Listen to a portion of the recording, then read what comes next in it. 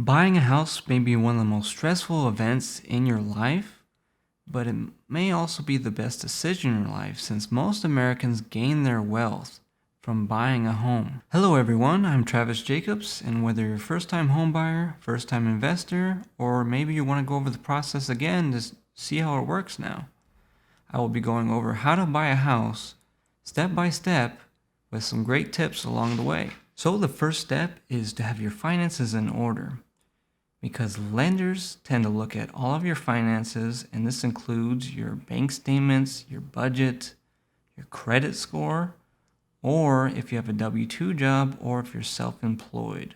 So with your budget, you want to have 3 to 6 months of your expenses in savings. That way, if something goes wrong with your house, or you have some maintenance issues that you need to take care of, you'll be able to take care of that, and your lender knows that.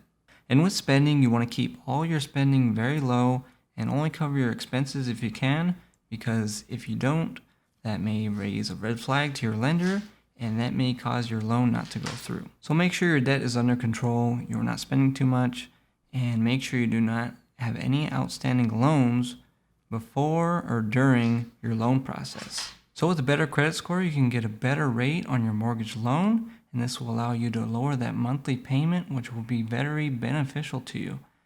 And to keep track of your FICO credit score, I use something called Discover Scorecard, which you can check every month for free.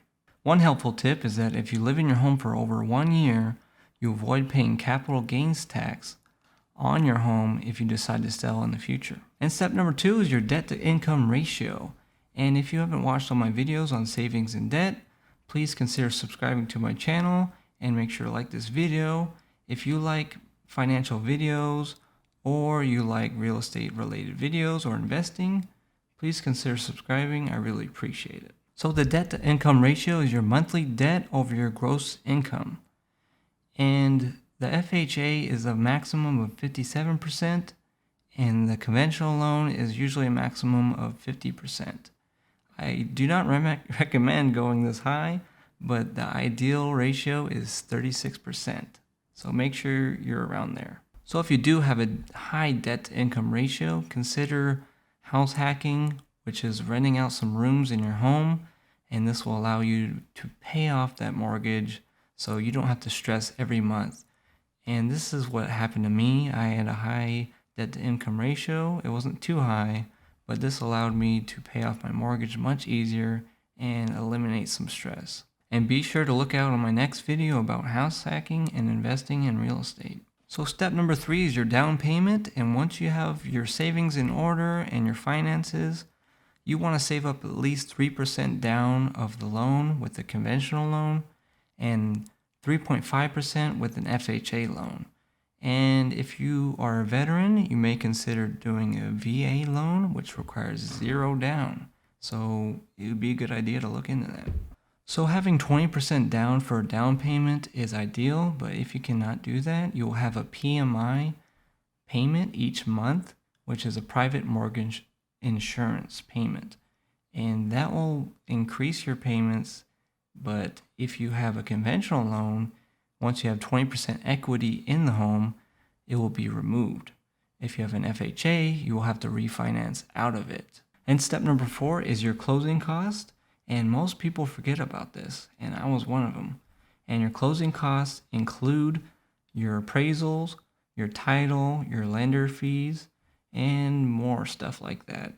And the next helpful tip is if you're a surviving spouse of a VA, you may be able to get a VA loan as well, and that still includes the 0% down, and you get special interest rates as well. Also, to avoid paying closing costs altogether or little to no out-of-pocket expenses for closing costs, look into home buyer programs or home buyer assistant programs in your area. While there are some drawbacks to doing a home buyer program, talk to your real estate agent or your lender that specializes in home buyer assistant programs, and they will be able to help you decide if it's right for you or not. Step number 5 is your pre-approval letter for your mortgage lender. And by having this letter will allow you to go look at homes, show the realtor you're serious about buying a home, show the seller that you're serious about closing on their home, and show the lender and yourself how much house you can afford on the loan. And to get your mortgage loan going, you need to start by doing your pre-qualification, your application, your pre-approval, and then go on to the conditions of the loan, your full approval, and then you close. And once you close, that's it. And while you get the process going of looking for homes, consider talking to your lender and your agent about what documents you'll need so you make this process smooth and easy. Unless you know everything by following this step in its entirety, then you'll be prepared and you won't have any stress or worries. And another great helpful tip is do not make any large purchases before closing on your home or make any loans or debts. Do not do any of that because that will cause a rejection of your loan or slow down or delay your underwriting process. Step number 6 is assembling your team. And having the right people around you will allow you to save money and save time. One of the first people that should be on your list is your real estate agent, as they have access to the MLS system, which is the multiple listing service. And also they can negotiate for you. They can process documents, prevent legal issues. They also know your market area and what areas are great and bad for like crime and things like that. And they can answer any questions you have about the home buying process. The next person on your team should be your loan officer and or lender, and they will guide you through the process of buying your home, and they'll suit you with the best type of loan for your needs. They will also answer any questions you may have through the process. They will also work to get you the lowest rate they can or lock in that special rate you can have on your loan. And I would recommend talking to your loan officer or your real estate agent so they can be compatible with each other, so they each know each other already. That way you have no hiccups in your home buying process, which you may have with someone that is not familiar with the lender or real estate agent. And the next person on your team should be the home inspector. And the home inspector will go over your home and inspect any issues with the home, which could be the electrical problems, the plumbing, the roof, the siding, any asbestos, lead-based paint, any other issues with the home that you may not be aware of first looking over at the home. And they can be a great tool to negotiate on your home that you may never would have been able to do without one. So they are a great asset to buying your home. Now to the fun part of the process, or it could be a headache, whichever you prefer, and this is looking for a house. Now it's a great idea to know what you're looking for before you even begin, and let your realtor know what is exactly what you want in a home and the neighborhood, as they will have access to find out the best areas, the best rate of crime, square footage, how many bedrooms and baths, and what side of town you may want to live in or not live in, what schools are in the area, and all the great stuff you need to know about and may want. Because a great realtor will know what to look for and may find homes that you may never have been able to find on your own. So make sure to separate those wants and needs, because in hot real estate markets, you may need to cut those wants for your needs. And another helpful tip is if you want to gauge the home prices in your area or the trends of home prices going up, you want to divide the home price by the square footage, and that will give you an estimate of how expensive the home is or cheap relative to the size of other homes. So this will also help if you want to buy a new construction home or existing home, so you can compare the differences in those two separate homes. So moving on to step number 8, which is making offers on the home. And when you make an offer in a competitive market, you want to move fast, because there are plenty of other offers on the table that seller will accept if you do not make that competitive offer right away. So move fast if you're in a competitive market and make the right offer. And your real estate agent will help you do this correctly. And when an offer is accepted on a home, the seller will list it as contingent.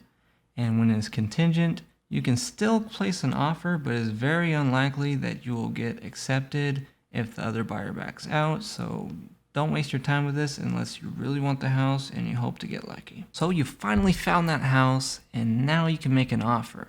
So included in that offer letter, you are going to make what is called an earnest money deposit. And in that deposit is your good faith that you are going to buy that home.